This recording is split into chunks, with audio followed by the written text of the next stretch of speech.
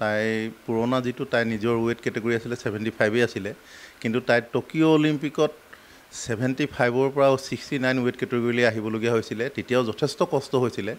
তাই দিনটো এখন ৰুটি খাই প্ৰেক্টিছ কৰে, কেতিয়াবা পানী খায়ে থাকে। এনেধৰণে তাই ৱেইটটো 5 কেজি ৱেইট কমাই পেলাই খেলিবলগীয়া হৈছিলে অলিম্পিকৰ আগমুহূৰ্তত। আৰু এতিয়া এনেকুৱা হ'ল তাই 69টো এইবাৰ অলিম্পিকত মানে নাই সেই ৱেইট কেটেগৰীটো, আৰু তাই 75ত খেলিবলগীয়া হৈছে।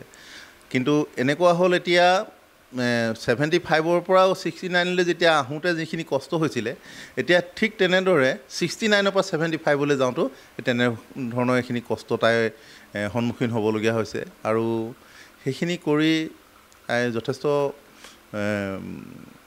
অভিজ্ঞতাপূৰ্ণই হৈছে মই ভাবোঁ।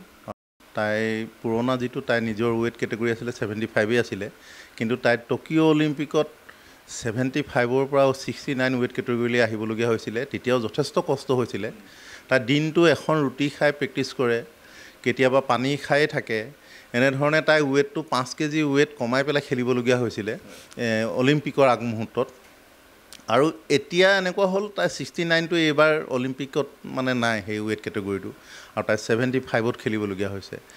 কিন্তু এনেকুৱা হ'ল এতিয়া 75ৰ পৰা 69লৈ যেতিয়া আহোঁতে যিখিনি কষ্ট হৈছিলে, এতিয়া ঠিক তেনেদৰে 69ৰ পৰা 75লৈ যাওঁতেও তেনেধৰণৰ এইখিনি কষ্ট তাই সন্মুখীন হ'বলগীয়া হৈছে। আৰু সেইখিনি কৰি তাই যথেষ্ট